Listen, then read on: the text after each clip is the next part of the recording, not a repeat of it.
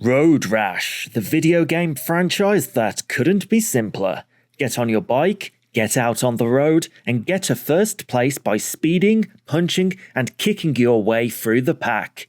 Best known for the original trilogy of games on the Sega Mega Drive, the series did make its way to other systems, although sadly has faded out of existence in the modern era. That doesn't stop us though. Retro franchises are right at home here, and we're going to take a look through every game and every version in the series. Rev up and get ready to ride, because it's a video game odyssey for Road Rash.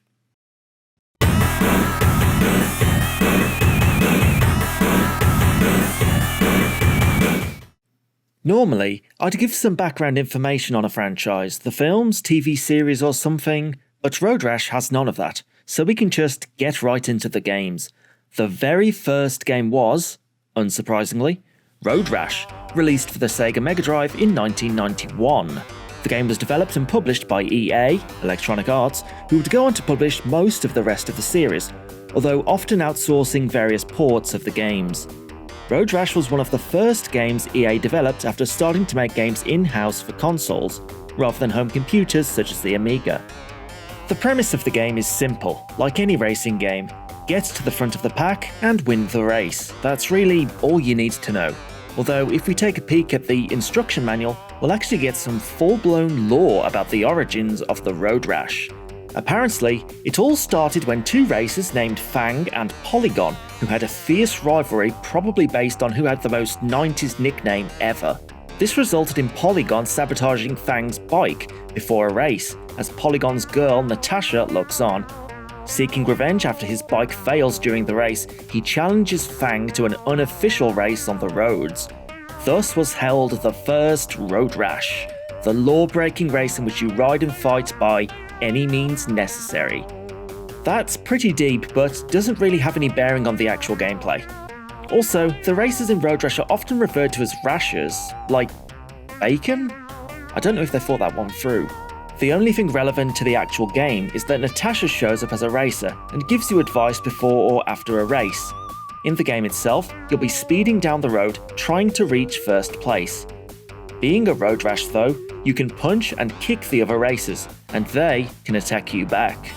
Punching will drain health, and when the racers lose all of their health, they'll come flying off their bike. Kicking doesn't do any damage, but will knock rashers away. You'll also have to be aware of hazards both off and on the road, as crashing will cause you to fall off, and you'll have to run back to your bike. Crash too many times though, and your bike will be wrecked and you'll have to abandon the race. The game has 5 different courses: Sierra Nevada, Grass Valley, Pacific Coast, Palm Desert, and Redwood Forest. To clear each race, you'll have to finish 4th or better, so there's a bit of room for error. Clearing all 5 races will grant you a small cutscene with Natasha telling you that you have advanced to competing with more expert rashers, and thus you need to play each of the 5 locations again, but the courses are a little longer. This process repeats until the 5th level, after which you can consider the game complete, and the game starts you back at level 1. Each level increases the difficulty of your opponents, and in order to keep up with them, you'll need to use the cash you get from completing races to buy better bikes to stay in the game. The difficulty isn't too bad, but as you're upgrading your bike and going faster, you'll need to know how to handle your bike. By the time you reach the 5th level and using the fastest bike, any turn you take too sharply will cause you to slide off. Combined with the longer courses and more opportunities to crash into things, it becomes very tricky to make it to the end, and I often found that even a single crash would cause the top of the pack to get too far ahead of you to lock you out of qualifying. Apart from that difficulty spike, the game really is super fun. There's a solid sense of speed and danger, and you never really know when a car is going to appear on the road, meaning you've got to be constantly aware. Add in jumps, wildlife, and using cows as ramps, it means there's always something going on, and that's not including getting into combat and punching your fellow racers, and avoiding police as they try and run you off the road. Another highlight is definitely the music. It's fast, energetic, and fits perfectly with the game. The game also has a consistent art style, with the various races and police officers having mugshots that can appear before and after races, which generally mock or berate you. An interesting touch here, Natasha can show up here smiling to give you advice too, but if you punch her during a race, her expression will turn angry and she'll tell you off instead. The graphics are also pretty good, using parallax scrolling to give a sense of depth in the locations that are adorned with unique objects. Oh, and there's also a 2-player mode in which you can compete with a friend. All in all, Road Rash is a fun and exhilarating experience that successfully brings the arcade-style racing of games such as Super Hang-On and Outrun onto home consoles, while also adding in a unique combat element that opens up the gameplay. Do you focus on racing or trying to knock other riders off to give yourself an edge? The game received very positive reviews and really became an iconic game for the Sega Mega Drive, spawning 2 sequels on the console alone. And yeah, I think it deserves that praise. While there's a bit of a difficulty spike near the end, there's nothing easier and more fun than booting up the game and going for a ride that will always be filled with high speeds, dangerous turns, and narrow escapes. The success of the first Road Rash game led it to being ported to a further 4 different systems. Let's look at the Amiga version first, released in 1992, with the conversion being handled by Peakstar Software. This port is the closest of them all to the Mega Drive version, but does have a few differences to note. Firstly, you'll notice that the graphics are not quite as good, with the gradients and colour palettes being a bit more flat. The sprites for bikers and cars and such also don't scale quite as well, and look bigger than they should do on the horizon. The Amiga version is noticeably slower too, unable to capture the very top speeds of the Mega Drive, but the gameplay itself is noticeably smoother thanks to more frames per second. Unfortunately, if you're loading the game from disk though, you'll have to put up with some rather horrendous load times between races. The biggest difference is in the audio, where the soundtrack suffers a massive downgrade. The music is very basic and lacks any real energy, far from the Mega Drive soundtrack.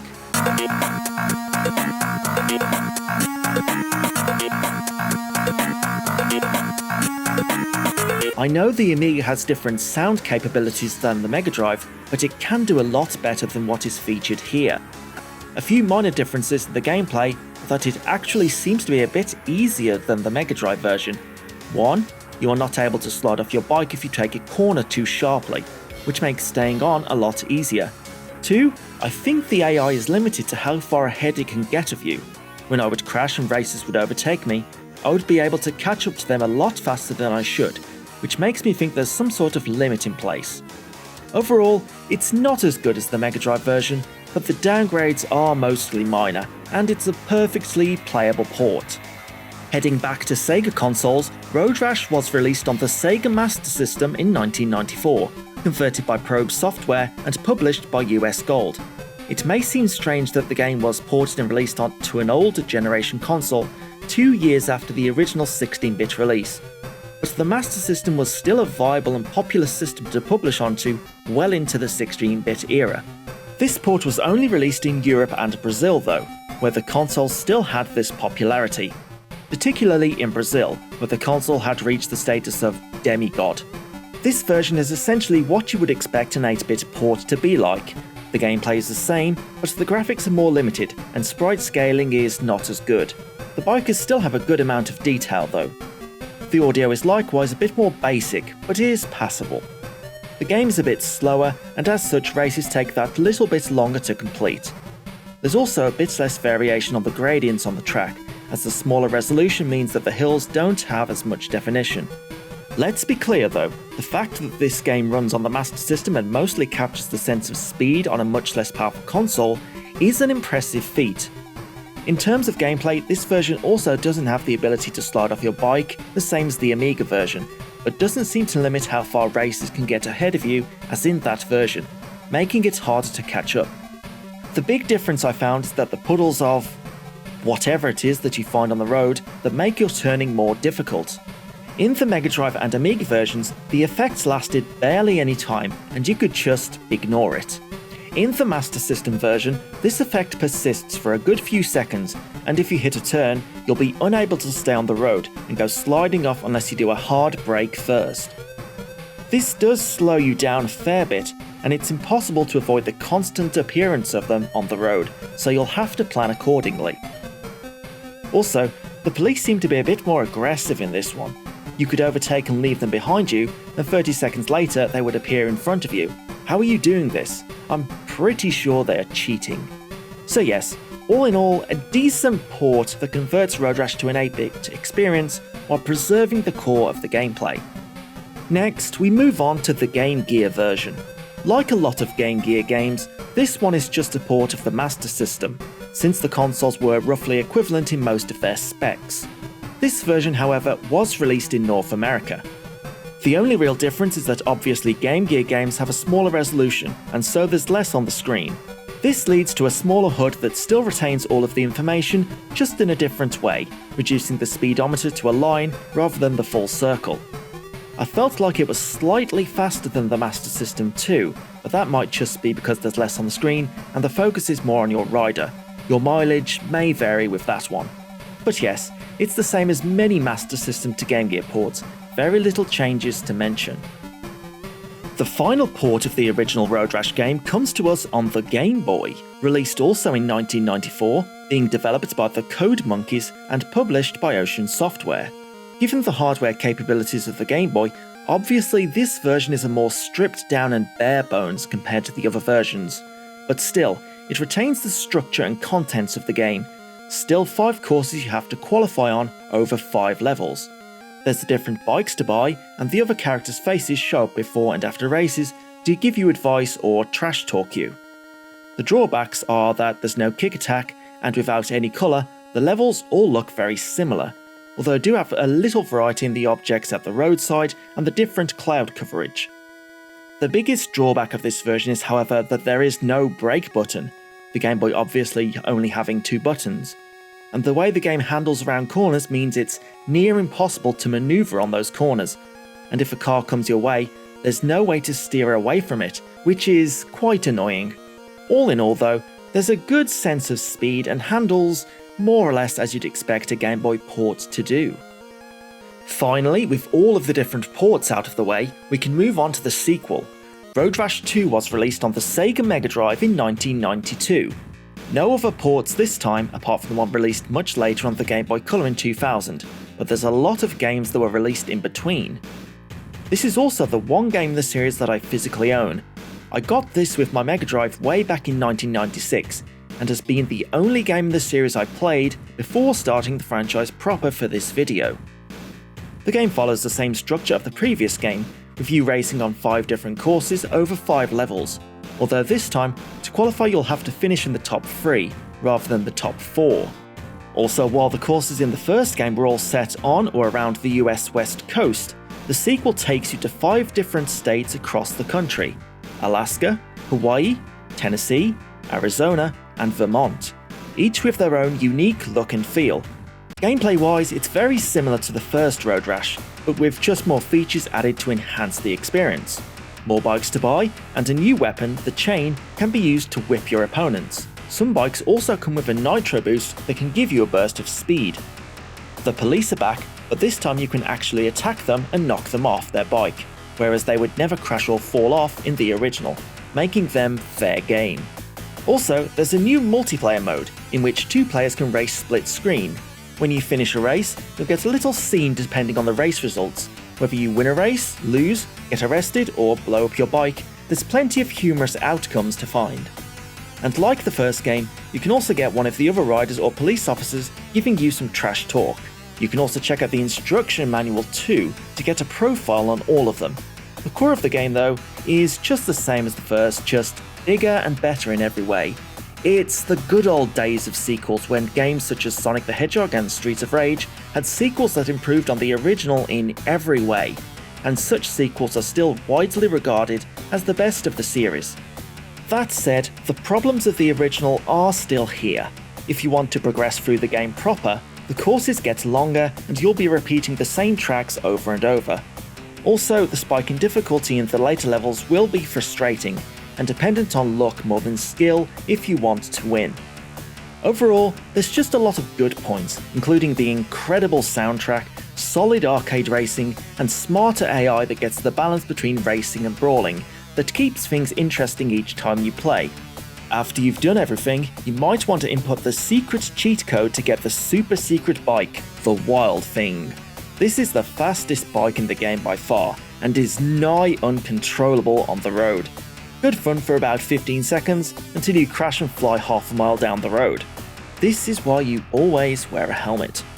As mentioned, there was no other port of Road Rash 2 at the time, but a Master System and Game Gear version was certainly in development, and a promotional video was released that showcases the Game Gear version, so it must have been well underway before it was cancelled, for reasons unknown. Now, you may expect the next game in the series to have been Road Rash 3, but you would be wrong. In fact, you could not be more wrong. The next game appeared in 1994 and it was Road Rash. Yep, just went back to the original title name just 3 years after the original was released. Don't worry, it gets more confusing. Typically, you'll see this game referred to as Road Rash 94 to differentiate it. So yes, Road Rash was released in 1994, first for the Panasonic 3DO, and eventually turning up on PC, Sega Saturn, and Sony PlayStation. Oh, and Sega CD, but that one's a little different, we'll deal with that later. From the opening sequence, we get full use out of the 3DO's capabilities, giving us a full motion video of bikers tearing up the roads and raising hell. In fact, most of the game is built out of FMV footage, from the intro and outro sequences of races, to the riders being motion captured in-game. The gameplay itself is once again similar to the previous games. You've got 5 courses, finish 3rd or better on each to qualify for the next level, which is the same courses but longer. Repeat for 5 levels. You know what you're getting from a Road Rash game at this point. At the start, you'll have to choose a rider to play as this will affect your starting cash, weapon, and how different Rashers treat you. You can then schmooze at the bar to find out what the other Rashers think of you, and if they'll be ready to fight you during the next race. The courses have a bit of individuality, with the city level having you race through urban streets, and the Pacific coast setting the action next to the ocean, which you'll need to take care not to fall into, lest your race come to an abrupt end. Apart from the reliance on FMV and being the first 3D Road Rash game, the most striking thing about this one is the art style, with the characters having exaggerated proportions and a soundtrack featuring licensed music, although this only plays in the menus. The game makes some good improvements to the gameplay itself, with controls that feel much more responsive, more unique objects including people you can run down on the road, and mostly a more forgiving experience as you have more of a grip on your character. In particular, your bikes can take a lot more damage, whereas in the previous games you could only crash 3 or 4 times before your bike got totaled and you'd have to restart. The same problems do persist however, in that the game has a difficulty spike in the 4th and 5th levels, with riders getting a lot more aggressive and police blockades obstructing the road. One crash can still mess up your race and send you to the back of the pack. The draw distance still isn't that great, and oncoming cars can still appear very quickly on the horizon, alongside occasional slowdowns on some of the tracks. All in all though, I feel like this again builds on the previous games to make it louder, brasher, and wilder, which is what Road Rash should be about, right? The PC version was released later in 1996, and this version cleans up the graphics and uses higher quality FMV to make things look more bright and colourful, while also improving the performance of the game a little. It also has a LAN mode for multiplayer, something which the other versions do not have. Other than that, it's the same as the 3DO version, but the improvements did make me prefer this version for a better experience. The only drawback is the changing of the hood to look like the dashboard of a motorcycle, which is cool in an immersive sense, but sometimes obscures your player and what's coming behind you. In the 3DO version, you could switch between this hood and the more minimal one on the fly. The graphics and FMV sequences don't look as good, and the textures on the buildings, for example, are a bit different, but it seems to be a bit better than the 3DO version in terms of smoothness and frame rate. The PlayStation port is mostly the same as the 3DO version, but for some reason, the bikes seem to take a lot more damage, meaning it's back to only being able to hit 3 or 4 things before your bike is totaled. The Sega Saturn version is mostly the same as the PlayStation version, just with slightly different graphics owing to the capabilities of the machine, but other than that, nothing to discuss.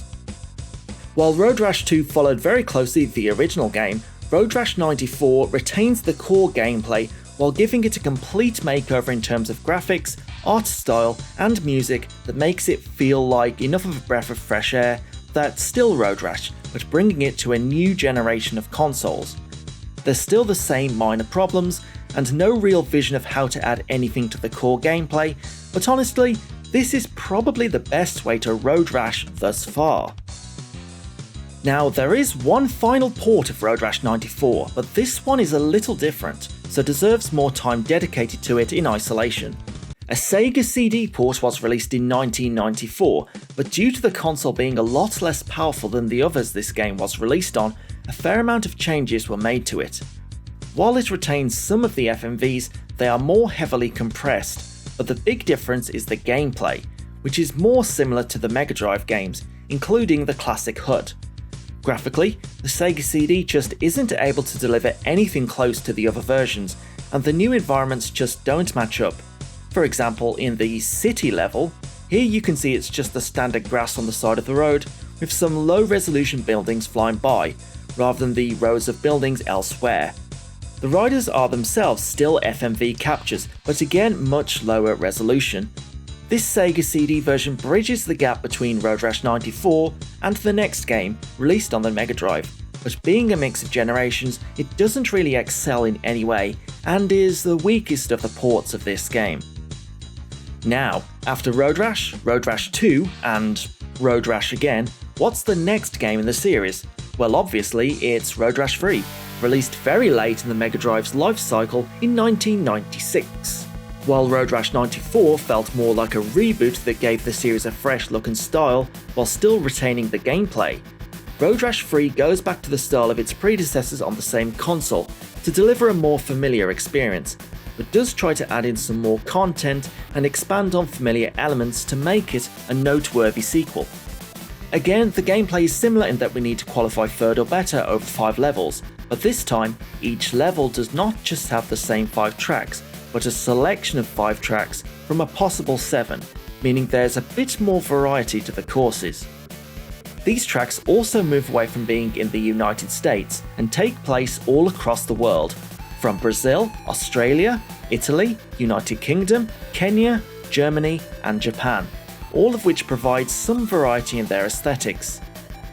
Likewise, new riders from all over the world show up, including Bolo and the ninja Madam X.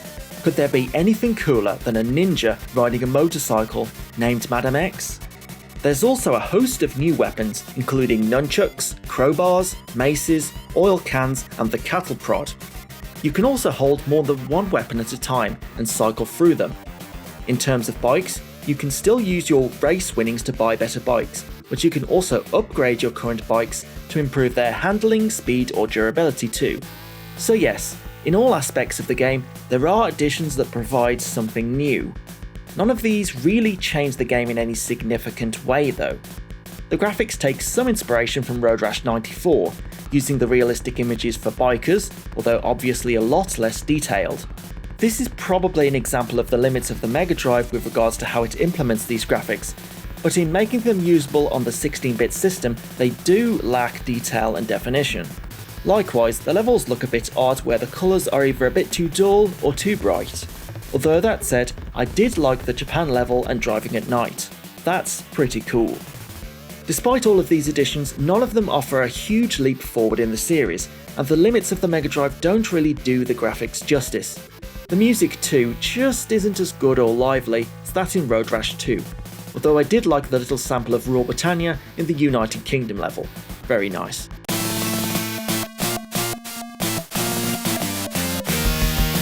While Road Rash 3 wasn't exclusive for the Mega Drive like Road Rash 2, it technically did get a game of the same name on the Tiger R-Zone. You'll perhaps know Tiger as the manufacturer of so many licensed LCD handheld games for when you couldn't afford actual video games. Now, what if Tiger created an unholy fusion of their products with the Nintendo's Virtual Boy? That's when you get the Tiger R-Zone, offering truly the worst of both worlds. On this console, there was a port of Road Rash 3, which since I could not find a copy to play, I will show you my personal reconstruction. The gameplay is very similar to the usual LCD games, with simulated scrolling as you move left to right, avoiding obstacles as you ride along, accompanied to the beats of the system and trying to preserve your eyesight in the face of the glaring red light. I can safely say this is not the best way to play Road Rash 3, or any game probably. It's finally time to leave the 16-bit era behind and look forward to Road Rash on a new generation of consoles. The first one to release was on the PlayStation in 1997, although the second Road Rash game on the console after the Road Rash 94 port. This one feels like an altogether new venture for the franchise. That said, it still relies on some FMV such as the intro, which is one of the greatest intros of all time. Look at this, there's bikes, speed, leather, that guy's on fire, that guy's eating fire, this is amazing. Through the intro you're introduced to 4 different gangs, the Cuth Boys, Techgeists, Desards and Dualies, all vying for supremacy in the Road Rash. Upon choosing a bike in the big game mode, you can align with the gang that the bike corresponds to, meaning that they will not attack you, not as often anyway. The graphics make full use of the PlayStation's capabilities, creating 3D environments with some amount of detail, and we've got the return of a host of licensed music. But, oh boy, I think this is probably my least favourite Road Rash game, mostly due to one thing, the controls. You have almost no control over your bike. The game starts off fine, but when you get the next upgrade, it's near impossible to get through a turn without messing it up, and there's very little room between under and over steering. There's next to no time to actually enjoy the game when you're constantly having to adjust yourself. You can get used to it to some degree, but it's just way too much work. Veering off the course as often as you do, the game will glitch or stop you dead on invisible walls, also preventing you from turning to get back on the track. Other issues with the game include no multiplayer option, and there's a shift in the gameplay to focus more on racing rather than on combat. Now, given that the racing element is made terrible by the awful controls, this makes everything worse. Another baffling decision with the controls is to make doing a wheelie a double tap of the acceleration. So if you let go of the acceleration for a moment to slow down for a turn, but press it again, you'll accidentally do a wheelie, which while you can use it to jump over cars instead of crashing into them, it also makes it impossible to turn even more. I find it an incomprehensible decision to put the two things on the same button. There's a range of weapons, including new ones such as the baseball bat and 2x4, but the main problem here is that attacking is just so slow, it's near impossible to plan an attack so it actually hits, making a major component of the series pointless. Without it, it's just another racing game. You're taking away what makes Road Rash unique. The courses this time are situated on a giant map, with specific races taking place on parts of that big map. There's a variety of locations from the forests to the city, but this doesn't really solve the problem of repeating the same levels over and over again. In fact, it kind of makes it worse. There's not enough variety to really distinguish the locations, and all of the races just start feeling the same as the courses overlap. And again, there is no multiplayer option. Overall, Road Rash 3D feels like a massive step back for the franchise. It messes up the combat aspect so bad that it's almost redundant, leaving the game feeling like an unremarkable racer. On top of that, the racing element is undermined by the terrible bike physics and handling that make the entire experience a case of fighting your bike for control. Lacking any real new additions that expand the series as a whole too, it's just not great. And there's 2 other Road Rash games on the PlayStation that are much better. The next game in the series, however, takes us to the Nintendo 64 a year later in 1998, with the unsurprisingly titled Road Rash 64. This title is the first to not be developed by EA, instead being made by Pacific Coast Power and Light, who are owned by THQ, who also published it. With all the criticisms of Road Rash 3D I highlighted, this version seems to have taken at least some steps to address them.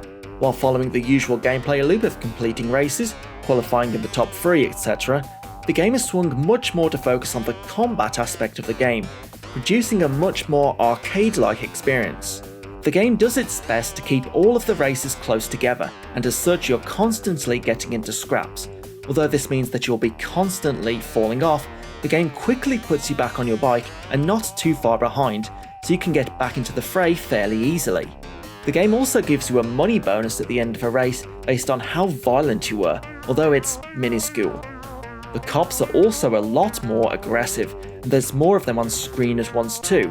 Also a big change is that other racers can be busted by the cops and not finish the race, which is more fair than them being only interested in you. There were quite a few times where I finished a race with every other racer arrested and 4 cops tailing me, so it can get quite hectic. Adding to this, the physics are very exaggerated and a crash can send you into orbit, and at the finish line you'll quite often see a group of bikers flying through the air. It's pretty fun. Races are also a fair bit shorter, which again adds to that arcade feel. The standard lineup of weapons and attacks are here, but now you can also pick them up as power-ups on the side of the roads, alongside bonuses such as double and quadruple damage. What is this, Mario Kart? While it is a bit over the top, even by Road Rash standards, it is still nevertheless fun. The N64 hardware does present some pretty harsh limitations, and the graphics are not particularly great for the most part. Even the riders don't have hands, and the draw distance is fairly low. But the locations have enough assets in them to give some variety. It again follows the same setup as Road Rash 3D, by having the courses set across one large map. As you progress through the levels, you can as always purchase better bikes using your winnings to help you along the way, which also allows you to team up with the gang that uses the bikes you buy, so they attack you less, incorporating that feature from Road Rash 3D. The final level bike is an overpowered nightmare that is impossible to handle, reminiscent of the Wild Thing from Road Rash 2. Good luck trying to handle this one. This game even addresses the lack of multiplayer from Road Rash 3D, giving a whole host of different game modes and up to 4-player racing.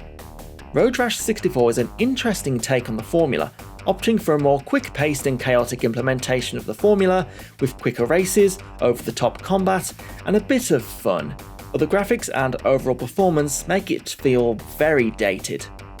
Back to the PlayStation in 2000 for the third and final Road Rash game on the console. Road Rash Jailbreak provides another new element to the series, a story of sorts. Essentially, the big bad bike gang leader has been arrested, and only the biggest, baddest Rasher will be able to lead the operation to break him out. As such, in the game's story mode, you'll have to pick a Rasher to play as and work your way through the ranks of the gang in the usual way, winning races to improve your rank. The story is told through some more FMV sequences. There's not much of a story, just a bunch of clips of bikes and mouthing off featuring this guy, Hunt, but a story nevertheless. When you qualify on all the races on a level, you'll have to complete a special mission to move up to the next rank. First off is the Gauntlet, which is just a time trial getting to the end of the race with all the other bikers trying to take a piece out of you. After the next level, you'll have to catch up to a cop and beat him off his bike, again within the time limit. Finally, you enact the big plan, break out the boss from the chain gang, get him on the sidecar, and escape from the cops to freedom. Having a sidecar makes controlling your bike at high speeds a lot more difficult, as you'd expect, and you'll have to keep the cops at bay from knocking you both off. If you persevere though, you'll complete the plan and the game is complete. It's not much of a story, but it's something a little different I suppose. Other than that, the only other big changes to the gameplay is that you don't actually earn money from winning races. With each level, you have access to your choice of 2 bikes with either arcade or sim handling, and minor stat differences.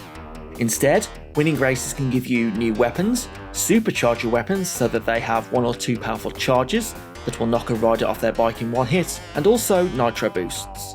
Also, there's another campaign in which you can play as the police for the first time in the series. In this mode, we have to either knock off bikers to fill up our quota, or take out the target's biker at the front of the pack, either within the time limit. Something a little different I suppose. Jailbreak definitely improves on Road Rash 3D, making the handling fairly responsive and making the combat more useful. It's not perfect, but an improvement. The graphics too have a nice atmosphere. As you ride around with the evening sky on the horizon, it's quite nice. It's got another set of licensed music, and the art style is similar to that found in Road Rash 94 with the exaggerated proportions. Also, we get multiplayer, including a mode where you can operate the motorbike and sidecar together. Jailbreak definitely offers up some improvements and an attempt to bring the series forward, offering some different game modes, but the core of the gameplay still survives and is made a lot smoother. It's not perfect, but you can get a recognisable Road Rash experience out of it. Also in 2000 we get Road Rash on the Game Boy Color. Now this is not to be confused with the original game called Road Rash. The port of that Road Rash on the original Game Boy, or the 1994 game also called Road Rash, it's completely different. It's actually a port of Road Rash 2. And you thought the numbering of Final Fantasy games in the West was problematic. Anyway, in keeping with Road Rash 2, arguably the most successful of the games in the series, it's a fairly accurate port of that game in terms of content, with the 5 courses of Alaska, Tennessee, Hawaii, Arizona and Vermont, the range of bikes to buy as you earn money in races, and even the soundtrack has been recreated using the Game Boy Color's sound font to a recognisable degree of accuracy. The only real thing missing from this port is that the Nitro bikes don't have nitro boosts. As always, you'll be going through 5 levels of the 5 courses, trying to finish 3rd or better to qualify, beating your opponents with your fists and weapons, as well as using your winnings from races to buy better bikes, all of which are from the original Mega Drive game. This port does a really good job of bringing the locations of the original to the portable screen, with its colourful graphics, and the 3D scrolling of the levels is super smooth thanks to a solid frame rate that surpasses even the original. The shortcomings of this version, however, are numerous as you get further in. The game is a good and fun experience for a few races, but if you're playing to advance through the levels, you'll quickly find that the game is a lot harder than its Mega Drive counterpart. Cornering is tricky, like the original Game Boy version, which I think this version takes as a base in some respects, and the other races never seem to have to slow down as much. Combat is rather useless, your attacks rarely hit, and it takes too many hits to knock other racers off. The AI for the other bikers is almost non-existent. They will not try and avoid cars or other objects in the road, they will just drive into them as if they weren't even there. Furthermore, the objects that you can drive into on the road that launch you into the air will instead cause other bikers to crash and fall off for some reason. Hey, it makes your job easier, but it's still odd. A big issue is that the game will constantly launch faster bikes into the air as you're driving along for almost no reason. It's near impossible to gauge whether an incline will launch a bike into the air and into some objects at the side of the road, giving you a feeling that you have very little control over what's happening. The biggest difficulty barrier though is the draw distance. It's negligible. You can't see very far in front of you at all. If a car is ahead, you have no time to react and avoid it, and corners cannot be seen until you essentially need to turn into them, making it impossible to plan for them effectively. It would be nice if there were signs beforehand to alert you, but as in other versions, this is not the case. The culmination of this difficulty comes at the end with a rather startling discovery: you can't actually complete this game. As always, there's a difficulty spike in levels 4 and especially 5, but in this version it is so severe that the Vermont track on level 5 is impossible to finish 3rd or better, hence you cannot qualify. I have tried running perfect races multiple times without crashing, and the best I could do was 6th place. The AI simply pulls away on corners every time, and the sheer amount of them on the Vermont track slows you down so much that it makes it impossible to catch the leader of the pack. To date, I have found no evidence that this is possible. Well, unless... Okay, so you remember in the Mega Drive version that you could unlock the secret Wild Thing bike that was overly powerful and nigh uncontrollable by inputting a special password, right? Yes, this port also has that bike unlocked in the same way, although with a different password. In some good news too, the bike is actually controllable, while still much better than anything you can buy in the bike shop. Using this bike, I actually managed to beat the final race of level 5 and complete the... wait, what? Level 6? What is this? There's never been a level 6. Yes, apparently the only other change from the Mega Drive version is that this game gives you an extra level of difficulty where the track length is the same as level 5, but all of the other racers are now riding the secret bike too, making all of the tracks impossible to qualify on. The closest I got was 4th place on the Tennessee course, but I don't think I could have done any better. Here's the password if anyone wants to try. Overall, Road Rash is ported actually quite well onto the Game Boy Color in terms of its graphics and music, but boy, there needed to be a lot more consideration to that difficulty and balancing, and why bikes constantly launch into the air. Onwards to the final Road Rash game, it's Road Rash Jailbreak, released for the Game Boy Advance in 2003. While this shares the same name and art style of the game of the same name on the Sony PlayStation we previously saw, this is actually an almost completely different game. Gone is the story of having to break out the gang leader from prison and rising through the ranks, and presents a much more typical Road Rash story. In essence, win the Road Rash Championship against Fat Hoagie. That's it. Gone is the typical gameplay loop of doing the same courses over multiple levels, and we just have 6 different courses and a hard mode version of those tracks, which are barely any different from my experience. Either way, the main game mode is over fairly quickly, and you can choose from 4 different characters, each with their own stats and weapon. Completing races will give you money, which will automatically be spent when you have enough to improve your rider's level. These levels are retained across all modes too, or you can just input the passwords to upgrade them. In the races themselves, there's only 4 races in total, rather than the larger pack of the other games. Items can be picked up from crates on the track, including oil slicks, fire, health, and upgrades for your weapon, echoing more arcade racing games in the vein of Road Rash 64.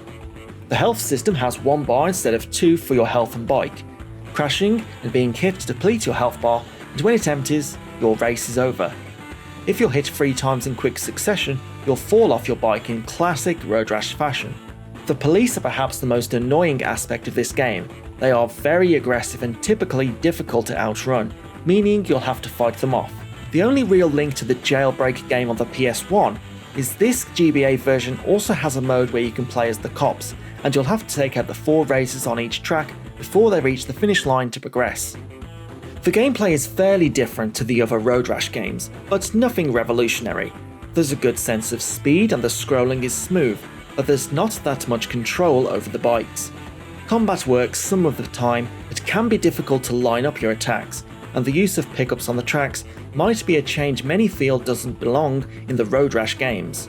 The tracks have a good amount of variety aesthetically from the beach, highways and city, but as mentioned, there's not really enough of them. Despite all of these changes, Road Rash Jailbreak still feels like a Road Rash game, but none of them really offer anything revolutionary or interesting enough to make this the next step in the franchise. In fact, there was no next step in the franchise. This was the last released Road Rash game. The next game in the series was tentatively titled Road Rash Next Generation, seemingly planned for the PlayStation 2, but was cancelled. It was probably shown as a demo at E3 in the year 2000, but there's no footage or concrete information from what I can find, so anything about this supposed sequel is a mystery. The only other things to come from the franchise were ports of the Mega Drive trilogy on the EA Replay collection released on the PSP in 2007. These are just ports of the Mega Drive games, with one big exception. They have none of the original music. In place of that is some weird, tuneless instrumental that has no energy or rhythm and just feels really soulless. Given that the music was one of the highlights of the original trilogy, this is definitely not the best way to play these games.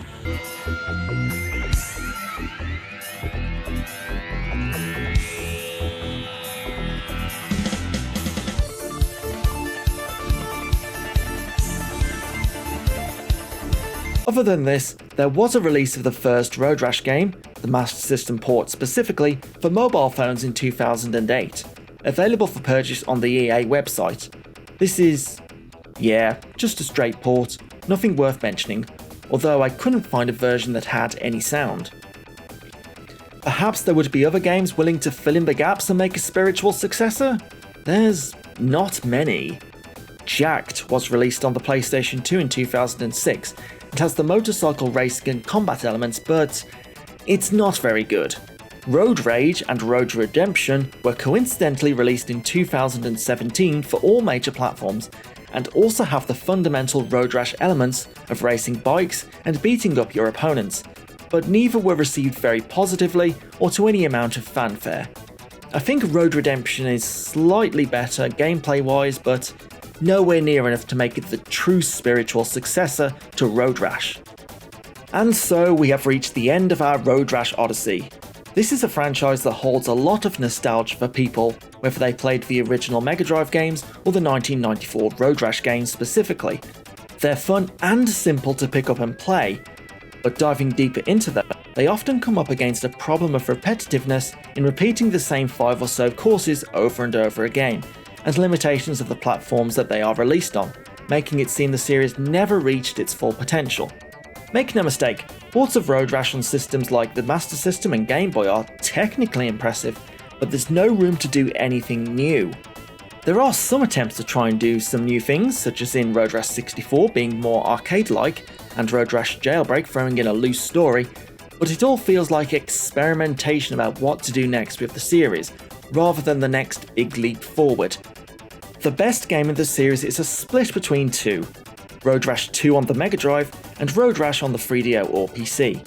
Road Rash 2 improves on the first game in every way, adding in more things, more variety in the courses, and the soundtrack is one of the best on the Mega Drive, but still suffers the low frame rate and performance of its predecessor. Road Rash 94 feels like the only time the franchise had a proper leap forward. It had its own art style, FMV graphics, and licensed soundtrack that felt very fresh, even if the underlying gameplay wasn't really innovative compared to the previous entries. I think I just prefer the PC version over the 3DO for the slightly cleaner graphics.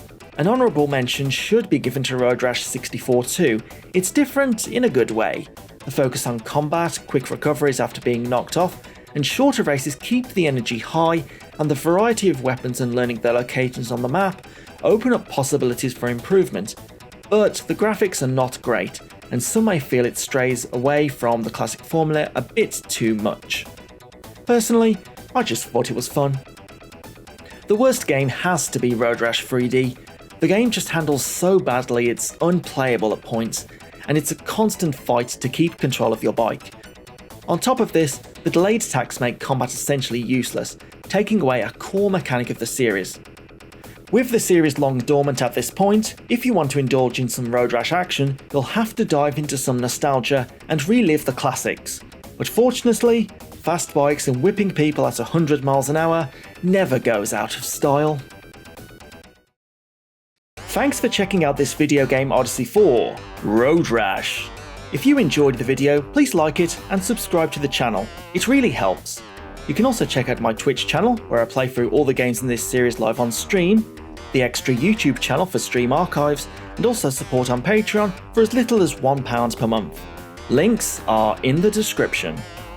Thanks again for watching, and I'll see you for the next Video Game Odyssey.